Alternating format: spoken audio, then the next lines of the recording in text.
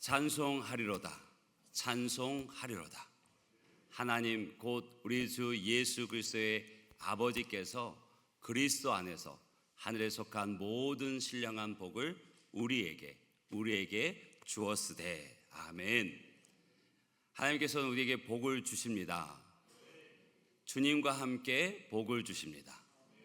그 하나님이 주시는 복은요, 오늘 말씀을 보니까 하늘에 속한 복, 신령한 복이라고 분명하게 말씀하고 계십니다. 하늘에 속한 복이란 말 그대로 땅의 복이 아닙니다. 질적으로 차원이 다른 복입니다. 우리가 땅에 살면서 얼마간 손에 쥐고 누리는 복, 건강, 장수, 쾌락, 성공과 같은 복이 아니라 하늘나라에서 구원받은 백성만이 누릴 수 있는 그 복, 하나님 나라에서 영원토록 누릴 기업의 그 영광의 복을 말씀하고 있습니다. 물론 예수님 잘 믿으면 세상에서도 복을 받습니다. 그런 사례들이 연구 결과를 통해서도 나옵니다. 외국에서 발표한 의학 연구의 결과에 따르면 교회를 정기적으로 출석하고 신앙에 따라서 일관성 있고 경건하게 생활하는 사람들이 정신적으로도 육체적으로도 훨씬 잘 산다는 지표가, 통계가 나오고 있습니다. 그들의 자손들 역시 잘 됩니다. 그러나 우리가 잊지 말아야 될 정말 중요한 사실은 하나님께서 주시는 진짜 복은 세상의 복, 육적인 것이 아니라 하늘에 속한 신령한 복이라는 것입니다. 그리고 세상에 있는 육적인 복들은 우리가 신앙생활 잘하고 하나님의 말씀에 순종하면 결과적으로 따라오는 복들입니다. 여러분, 예전엔 참 만화책도 그렇고 이런 잡지들이 참 두꺼운 책들이 많이 있었어요. 이렇게 한 손에 쥐기도 두꺼운. 우리 권사님들 여성 중앙 이런 거 혹시 기억나십니까? 그 두꺼운 책들을 사면 항상 뭐가 따라왔죠? 별책 부록이 따라왔습니다. 꼭 이와 같은 이치입니다.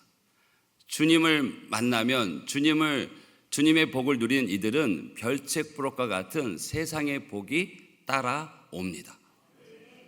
그 은혜가 있길 주님으로 축복합니다.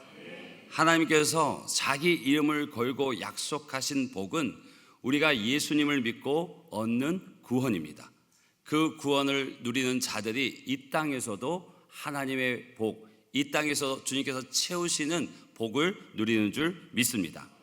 이처럼 그리스도와 함께 하늘에 속한 신령한 복을 받은 사람들의 모임이 교회입니다. 우리는 오늘부터 앞으로 3주간 건강한 교회, 행복한 지체라는 주제를 가지고 성경에서 그 답을 찾아가 보겠습니다. 건강한 교회가 어떤 교회인지, 행복한 지체는 어떤 인생인지를 성경을 통해서 찾아보고 건강한 교회, 행복한 지체가 되어지는 우리 진주 갈릴리 교회 모든 성도님들 한 분 한 분 되시기를 간절히 소원합니다. 혹 누군가 여러분에게 묻습니다. 교회가 어떤 곳이요? 교회란 무엇입니까? 라고 묻는다면 여러분들은 어떤 대답을 하실 것 같으십니까? 아마 쉽지 않으실 거예요. 교회가 딱 이런 곳입니다 라고 한마디로 정리하기가 쉽지 않기 때문에 그렇습니다. 먼저 그 교회의 용어에서부터 한번 살펴보겠습니다. 구약 성경에 쓰여진 히브리어로 카할, 이것이 교회의 원어가 되어지는데 이 칼이라는 소리를 뜻하는 단어에서 카할, 부르다라는 단어가 나왔습니다. 그리고 이 히브리어 카할이 신약 성경인 헬라어로 번역되어질 때 에클레시아로 번역이 되어졌습니다. 에크는 뭐뭐로부터, 그리고 클레오는 부르다라는 뜻인데요. 이 에크와 클레오가 합쳐져서 에클레시아, 무엇으로부터 부르다, 불려졌다라고 의미가 되어집니다. 그리고 오늘날 우리가 쓰고 있는 이 교회라는 영어 단어는 처치는 헬라어 퀴리아코스에서 나온 단어입니다. 퀴리아코스, 어디서 많이 들어본 것 같죠? 퀴리오스, 주님을 뜻하는 단어에서 퀴리아코스가 나오고 거기서 처치가 나오고 그것이 교회라고 번역이 되어졌습니다. 그 퀴리아코스는 주님께 속한 자들이라는 뜻입니다. 그래서 카할, 에클레시아, 퀴리아코스, 처치 이 의미를 섞어보면, 정리해보면 부름받아 주님께 속한 자들, 세상에서 주님의 부르심을 받아서 주님께 속한 자들의 모임, 공동체가 교회의 뜻이 되어집니다. 우리가 교회입니다. 우리는 세상 속에서 하나님의 자녀로 부르심 받은 줄 믿습니다. 그들이 모인 이 모임이 교회입니다. 우리 옆에 분들 인사하실까요? 우리가 교회입니다. 함께 예배하고 있는 우리가 바로 교회입니다. 오늘 본문 에베소서는 이 교회에 대한 바른 정체성을 갖는데 매우 중요한 책입니다. 특별히 에베소서 1장은 삼위일체 하나님을 중심으로 교회를 구체적이고 정확하게 나타내고 있습니다. 오늘 본문에서 우리를 이라는 이 단어에 교회로 바꿔 읽는다면 그 뜻이 더 명확해집니다.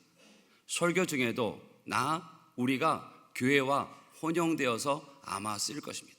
하나님께서 내게 주신 은혜, 그리고 그 은혜를 받은 이든 모임이 교회이기 때문에 이것이 하나 또는 구별되어서 쓰여집니다. 먼저 교회는요, 거룩하게 선택되어졌습니다. 오늘 본문의 4절, 5절을 보면 곧 창세전에 그리스도 안에서 우리를 택하사 우리로 사랑 안에서 그 안에 거룩하고 흠이 없게 하시려고 그 기쁘신 뜻대로 우리를 예정하사 예수 그리스도로 말미암아 자기의 아들들이 되게 하셨으니라고 사도 바울이 말하고 있습니다. 교회의 출발이 2000년 전이 아니라 이미 창세전에 하나님의 그 창조 사건 속에 속해 있다고 말하고 있습니다. 교회는요, 갑자기 만들어진 것이 아니라 영원전부터 하나님께서 계획하셨습니다. 하나님께서 창세전에 우리를 택하셨고 당신의 기쁘신 뜻대로 우리를 당신의 아들들, 하나님의 자녀들이 되게 하셨습니다. 요한복음 15장 16절 보면 너희가 나를 택한 것이 아니요 내가 너희를 택하여 세웠나니, 아멘이죠. 우리가 하나님을 택한 것이 아닙니다. 하나님께서 우리를 택하셨고 우리를 세우셨습니다. 바다의 모래같이 하늘의 별과 같이 많은 이들 가운데 수백 수천억의 인구 가운데 우리를 택하여 세우신 줄 믿습니다. 그래서 에베소서 2장 5절 보면 너희는 그 은혜에 의하여 믿음으로 말미암아 구원을 받았으니 이거는 너희에게서 난 것이 아니요 하나님의 선물이라. 이 구원이 내게서 난 것이 아니라 하나님의 선물이라고 얘기합니다. 하나님께서 우리를 선택하셨습니다. 전적으로 하나님의 뜻이고 하나님의 은혜의 결과입니다. 나의 그 무엇이 하나님의 선택을 이끌어내는 것이 아니라 우리가 아직 연약할 때, 우리가 아직 죄인 되었을 때, 우리가 아직 하나님과 원수 되었을 때에 하나님께서 우리를 사랑하기로 작정하셨습니다. 무조건적으로 우리를 사랑하기로 결심하시고 우리를 택하셔서 부르셨습니다. 우리가 예수님 믿게 된 것도 하나님이 선택하셨기 때문입니다. 하나님의 선택과 선물은 창세전에 이미 계획되어졌고 준비되었습니다. 이렇게 교회는 영원전부터 계획되어지고 하나님의 기쁘신 뜻 가운데 이루어진 줄 믿습니다. 이것이 교회의 출발이고 교회의 뿌리입니다. 여기 하나님의 선택에는요, 목적이 있습니다. 오늘 말씀 가운데 보면 거룩하고 흠이 없게 하시기 위해서 주의 기쁘신 뜻대로 우리를 택하셔서 당신의 자녀가 되게 하셨습니다. 우리가 거룩한 이후에 선택받은 것이 아니라 선택되어진 이후에 거룩해 되어졌습니다. 여러분, 인생을 살다 보면 흠이 있습니다. 누구에게나 흠이 있습니다. 부끄러운 부분이 있습니다. 기억만으로도 얼굴이 화끈 달아오르는 부끄러운 기억들이 있고요. 정말 수치스러운 모습들이 있습니다. 알려지면 얼굴을 들지 못할 그런 죄와 흠이 우리 가운데 있습니다. 정말 쥐구멍이 10개라도 숨기에 부족한 내 인생, 주홍같이 붉은 죄를 하나님께서 예수 안에서 거룩하고 흠이 없게 하신 줄 믿습니다. 하나님은 우리의 죄를요, 그 죄를 등 뒤로 던지셨다고 말씀하세요. 우리의 죄를 주 앞에 나아가면 기억조차 하지 않으신다고, 주홍같이 붉은 그 죄를 깨끗하게 하얗게 만드셨다고 말씀하십니다. 그 은혜를 입은 저와 여러분인 줄 믿습니다. 교회는 그렇게 거룩하고 흠이 없게 구별된 곳입니다. 또 하나님은 이 교회를 통해서 우리를 계속해서 거룩하고 흠이 없는 자녀들이 되게 하시고 있습니다.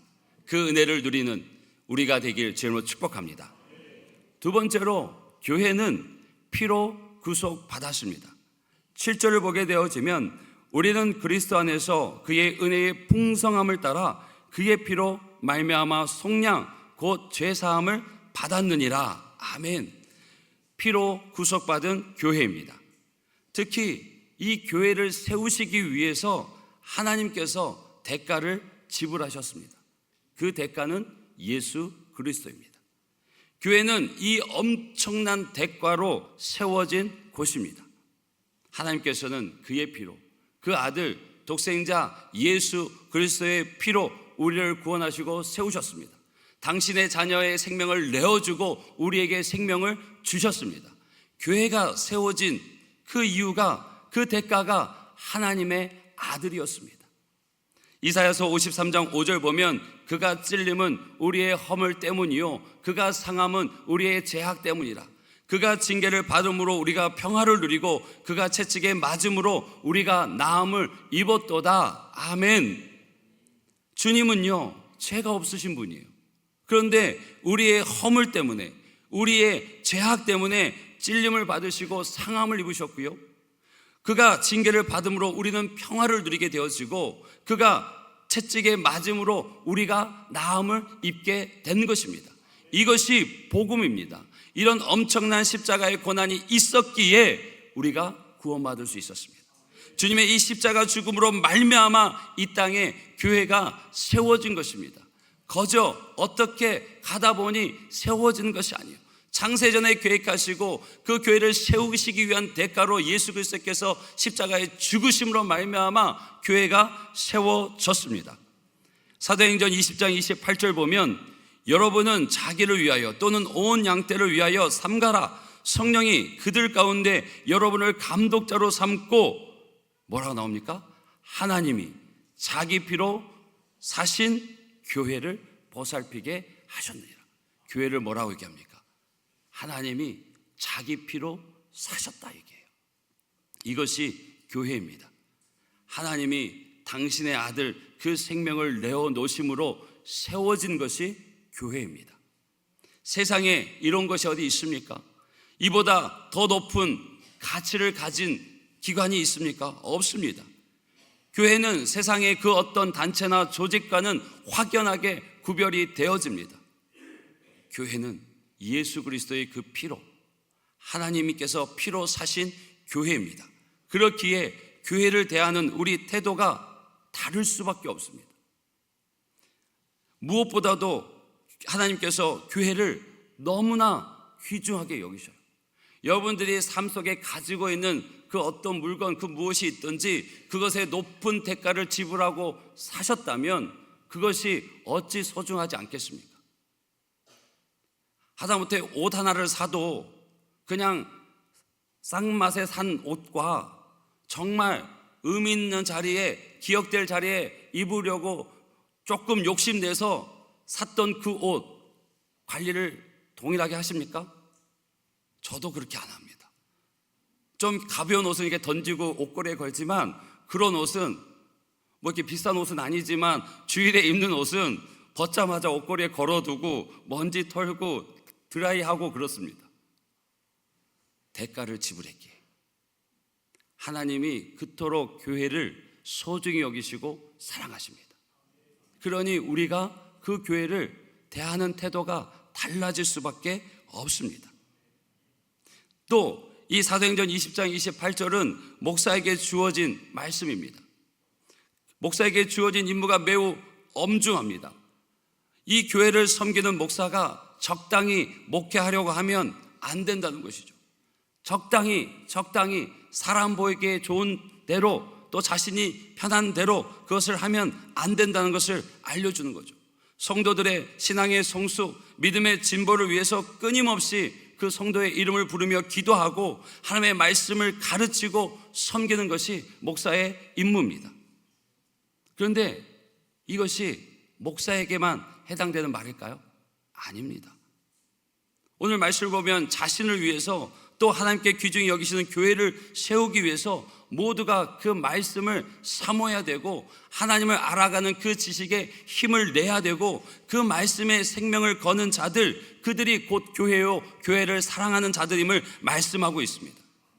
이것이 내 의지, 내 노력, 내 결단만으로 되어지지 않는 것을 우리는 경험적으로 알기 때문에 더 간절히 기도하고 더 뜨겁게 기도하는 것이죠. 왜? 내 결단이, 내 노력이 주님의 손 안에서 아름다운 열매를 맺게 해달라고. 나는 번번이 넘어지고 내 결단은 번번이 쓰러지니까 주님께서 나의 결단을 이루어 가실 수 있도록, 나의 의지를 세워 가실 수 있도록 성령의 도우심을 구하는 것이 기도입니다. 그러니 더 간절해지시오. 정말 주의 말씀대로 살려고 몸부림치다 그 말씀대로 살다가 넘어지신 분들은 압니다. 내 노력만으로 되지 않는다, 내 결심만으로 되지 않는 것을 압니다. 그 벽을, 그 좌절을 느끼신 분들은 더 하나님 앞에 기도하게 되어집니다. 하나님, 내게는 선한 것이 하나 없습니다. 나는 내 계획조차도 이룰 능력이 없습니다. 하나님 도와주십시오. 하나님께서 핏값으로 나를 사셨는데, 우리 교회를 사셨는데 내 힘으로는 어찌할 수가 없습니다. 도와주십시오. 도와주십시오. 힘 주십시오라고 기도할 수밖에 없는 것입니다. 그렇지 않으면 교회는 미래가 없습니다. 그렇지 않으면 우리 믿음은 자라나질 않습니다. 그렇지 않으면 지금 있는 이 믿음조차도 지킬 수가 없습니다. 교회는 그의 은혜의 풍성함을 따라 그의 피로 말미암아 세우셨습니다. 그래서 교회의 중심이 그리스도의 피, 그리스도의 보혈이 그 중심에 있는 것입니다. 교회를 세우시기 위해서 예수 그리스도의 피로 대가를 지불하셨습니다. 교회는 하나님이 세우셨습니다. 하나님이 주인입니다. 앞에 있는 담임 목사도 장로님도 교회의 주인이 아닙니다. 예배하는 이곳에 누구도 교회의 주인이 될 수 없고 하나님만이 주인이십니다. 아멘이십니까? 하나님만이 주인이십니다. 오늘 갈릴리 성가대가 참 은혜로운 찬양을 주 앞에 올려드렸습니다. 다 같은 마음으로 하나님을 찬양하셨으리라 믿습니다.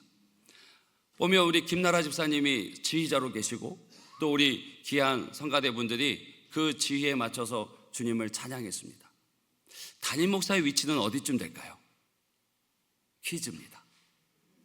담임 목사의 위치는 어디쯤 될까요? 너무 오래 생각하십니다. 지휘자는 하나님이십니다. 예수님이세요. 그 지휘에 맞춰서 성도님들이 찬양을, 그의 삶의 고백을 하나님께 올려드리는 겁니다. 담임 목사는요, 안 보입니다. 열심히 악보 복사해서 나눠주는 역할이 담임 목사입니다. 그게 주의 종들입니다. 하나님의 말씀을 전달하는 것, 하나님의 말씀을 바르게 전하는 것, 그것이 담임 목사, 주의 종들의 역할입니다. 우리의 주인은 하나님이십니다. 오직 예수 그리스도 한 분인 줄 믿습니다. 우리 안에서 그 예수 그리스도가 주인 되심이 선명하게 선포되어지고 드러나고 그 은혜의 풍성함을 전하는 것, 그것이 모든 예배와 모든 봉사의 초점이 되어져야 합니다. 왜요? 하나님께서 당신의 피로 세우신 교회이기 때문에 그렇습니다. 세 번째는 성령으로 인치셨습니다. 13절 말씀을 보게 되면 그 안에 너희도 진리의 말씀 곧 너희의 구원의 복음을 듣고 그 안에서 또한 믿어 약속의 성령으로 인치심을 받았으니, 인치심을 받았다, 인쳤다, 이 말은 성령의 보증을 말하고 있습니다. 구원의 사역에 있어서 가장 중요한 것이 성령의 역사입니다. 성령의 역사가 곧 구원의 역사입니다. 자칫 잘못하면 성령의 역사가 은사주의로 흘러가 버립니다. 그런데 여러분 기억할 것은요, 은사는 성령의 역사의 한 부분일 뿐이지 그것이 전부가 아닙니다. 성령의 역사에 가장 중요하게 여겨야 될 것은 구원 사역과 연결되어집니다. 믿음을 주시고 회개케 하시고 그 삶의 변화를 이끌어내는 모든 일이 성령께서 하시는 일입니다. 그렇기에 신약 공동체에서 가장 중요한 것이 무엇이었냐면 교회 안에 성령의 역동성이 있는가였습니다. 전적으로 성령께 의존하는 태도, 전적으로 성령의 이끄심을 구하는 태도, 전적으로 성령의 이끄심에 순종하며 나아가는 태도, 그것이 성령의 역동성이었습니다. 그래서 그 성령의 인치심은 구원의 사건을 일으켰고 그것은 교회의 역동성으로 이어졌습니다. 여러분, 우리 교회 내에 그 성령의 일하심을 어떻게 확인할 수 있을까요?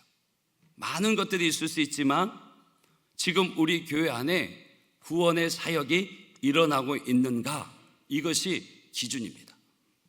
한 교인이 믿음을 가지게 되어지고 사람의 믿음을 가지게 되어지는 것, 그것은 사람의 힘이나 능으로 되어지지 않습니다. 회개하는 것, 믿음을 가지는 것, 전적으로 성령의 역사입니다. 여러분, 평생 주님과 상관없이, 교회와 상관없이 살아가던 이들이 교회에 나오는 것, 그것은 성령의 일하심입니다. 그리고 예배 통해서 그의 모든 신앙의 걸음을 통해서 그 하나님을 인격적으로 만나 하나님의 자녀 되어지고 주님의 제자로 살기를 소원하는 것, 성령의 역사입니다. 이것이 구원의 사역입니다. 목사가 설교를 잘해서 성도를 변화시키는 것이 아닙니다. 하나님께서 당신이 원하시는 때에 그 설교를 사용하셔서 성도들을 변화시켜 가시는 겁니다. 이 역시 전적으로 성령이 하시는 일입니다. 찬양을 통해서도 우리에게 감출 수 없는, 아니 억누를 수 없는 은혜가 부어지죠. 왜요? 하나님께서 그 찬양을 들어 쓰시니까. 예배의 모든 순서 맡은 이들이 기도해야 되는 이유가 여기 있습니다. 아무리 기술적으로, 아무리 테크닉적으로 잘 준비해도 기도가 없으면, 성령이 그 가운데 함께하지 않으시면 울리는 꽹과리와 같습니다. 하나님께서 그걸 쓰시지 않으세요. 성가대가 더 기도로 준비하고 그 찬양 한음 한음을 맞춰가는 것, 저 관현악단 아이들이 기도하며 그 음을 맞춰가는 것, 찬양단들이 다 기도가 중심입니다. 성령께서 그 일들을 쓰셔야만 구원의 역사가, 성령의 일하심이 나타납니다. 안내자가 전도지 주보 하나 나눠줘도 기도할 때 감동이 주어집니다. 아멘이시죠? 밥을 주어도 기도할 때 그 밥맛이 100배는 더 맛있는 줄 압니다. 왜요? 모든 일들의 성령의 역사가 기도를 통해서 또 성령의 일하심이 나타날 때 진짜 살아있는 교회가 되어집니다. 성령께서 하시는 일입니다. 어제 또 유치부와 중고등부가 성경학교 수련회 은혜 가운데 잘 마쳤습니다. 특별히 중고등부는 우리 진주 땅에 그 선교사님이 들어오셔서 복음을 뿌린 지 120주년이 되는 해가 올해입니다. 그래서 우리 청년, 청소년, 다음 세대를 어떻게든 예배로 다시 세우자는 그 마음 안에서 여러 교회가 함께 힘을 합쳐서 연합 집회를 준비했고 우리 삼일교에서 이틀간 진행됐습니다. 제가 금요일은 항존직 세미나 금요 기도회가 있어서 참여를 못했고 어제 참여를 했습니다.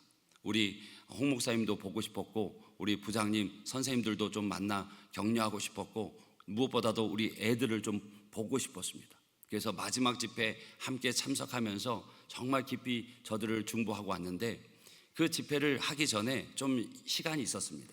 그 집회 전에 선택 강의가 나누어져서 있었기 때문에 좀 일찍 끝난 아이들은 그 예배당 앞에서 기다리고 있어서 좀 만나서 얘기했습니다. 다들 반가워하더라고요. 얼마나 더 고맙던지.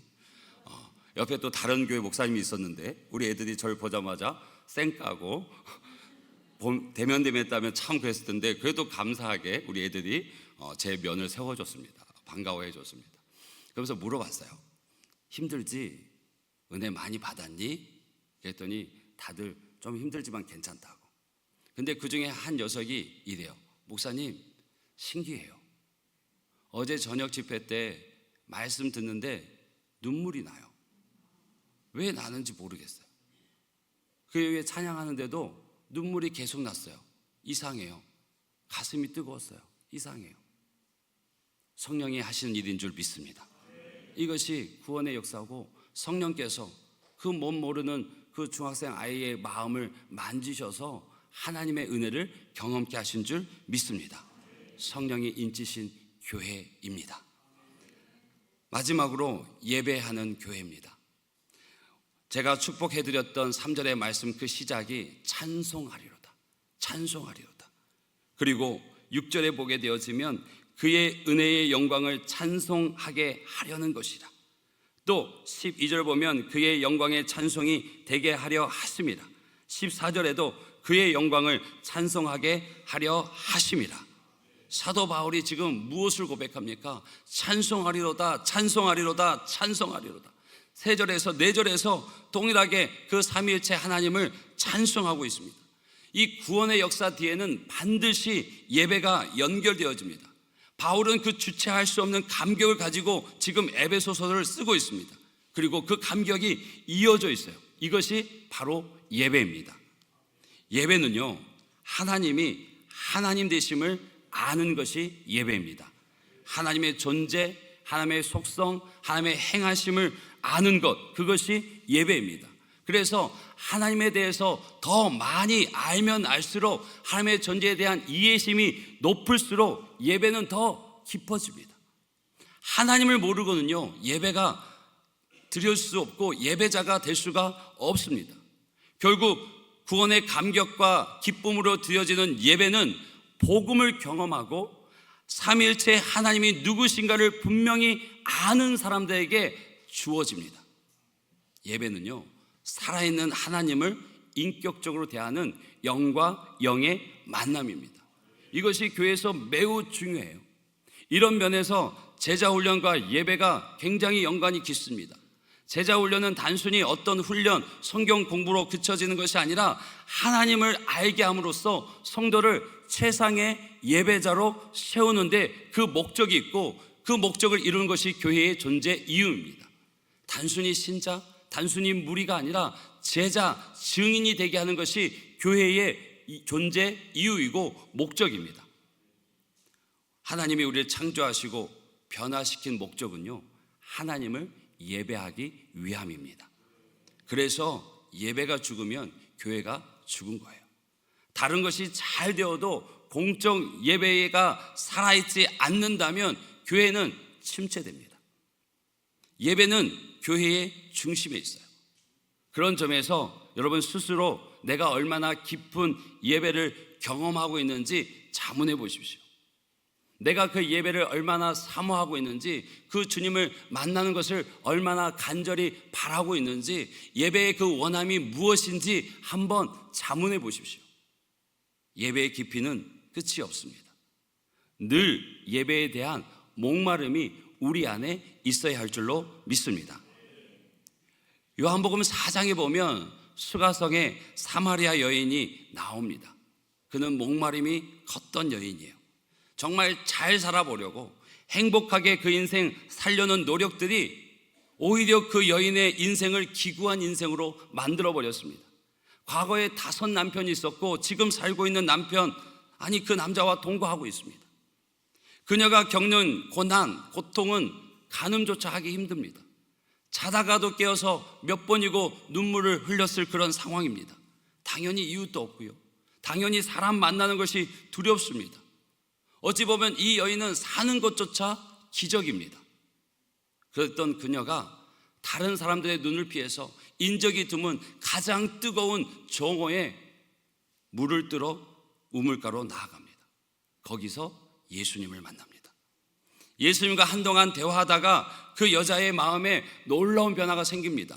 그래서 물을 들러 갔던 그 물동이를 내던지고 그토록 피하고 숨었던 사람들, 동네로 찾아가서 사람들마다 소리쳐서 부릅니다.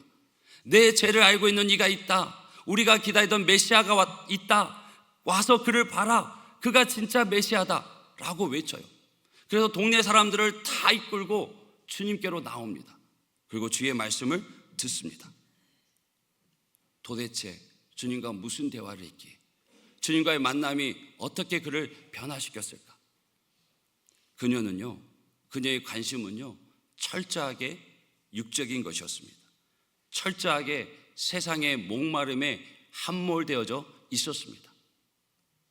매일 떠야 하는 그 우물 앞에서 그는 예수님을 만나고 처음 듣는 얘기를 듣습니다. 매일 솟아나는 샘물을 듣게 되어지고 그 샘물을 마시게 되어지면 영원히 목마르지 않는다는 이야기를 듣습니다. 그녀는요, 진짜 그런 생수가 있다면 내게 주십시오, 내게 달라고 매달립니다. 예수님께서 그 여자가 함몰되어 있는 세상의 것, 물질적인 것에서 그의 관심을 영적인 것, 내면적인 것, 근본적인 것으로 시야를 옮겨가셨습니다. 그리고 그 여인의 내면에 숨어있는 죄를 자백하게 하셨습니다. 아픈 상처를 잔인하게 찌르셨습니다. 수치스러운 부분을 들추어 내셨습니다. 감추고 피하고 싶은 그 질문을 그녀에게 하셨습니다. 네 남편을 데리고 와라.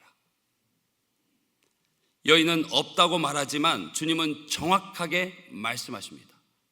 5이 있었고 지금에 있는 그도 너의 남편이 아니라고 숨은 죄를 회개하게 하셨습니다. 그리고 마지막으로 예수님이 자신이 누구인가를 그에게 가르쳐 주셨습니다. 그때 그는 아멘하며 그의 눈이 번쩍 뜨였습니다. 자기 앞에 계신 분이 하나님의 아들이다, 그토록 기다리던 메시아라는 것을 알게 되자 그는 순간 완전히 변해버렸습니다. 예수님이 말씀하시던 그 생수를 마신 사람이 되어졌습니다. 그렇기에 물동이를 버려두고 동네로 뛰어들어갔습니다. 그녀는 예수님이 누구신지 정확하게 알았고 그 예수님을 만났고 육적인 목마름을 가지고 나왔지만 예수님을 만남을 통해서 예수님이 누구인지 알고 믿어 영적인 목마름조차도 해결되어졌습니다. 할렐루야. 이 같은 은혜가 우리 가운데 있기를 주님을 축복합니다. 때로는 육적인 세상의 문제와 짐을 가지고 주 앞에 나왔을지라도 영원한 생수 대신 주님을 만남으로 그 생수를 마심으로 영적인 갈급함의 해갈을 느끼고 그 삶의 문제도 풀려지는 역사가 있기를 주님으로 축복합니다. 예배는 그 영원한 생수 대신 주님을 만나는 것입니다. 여러분 예배자이십니까? 예배 중에 주님을 만나고 계십니까? 만나고자 하는 그 예배의 소원을 가지고 이 자리에 나오셨습니까? 여러분 옆에 분에게 인사하시죠. 나는 예배자입니다.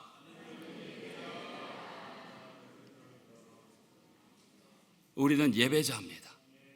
주님을 만나고자 하는 그 소원을 가지고 주님 앞에 그 영적인 목마름을 가지고 달려나온 예배자입니다. 그런 이에게 그 영적인 해갈의 은혜뿐 아니라 우리의 삶의 문제, 그 육적인 목마름에도 주께서 큰 은혜를 허락하시고 복으로 채우시는 줄 믿습니다. 여러분 아무나 예배 드릴 수 있는 거 아닙니다. 구원받은 백성들만이 예배하실 수 있습니다. 우리 모두가 그 하나님이 찾으시는 예배자로, 하나님의 기뻐하시는 예배자로 세워지고 또 날마다 그 은혜가 깊어지는 한 분 한 분 되시길 주님으로 축복합니다. 우리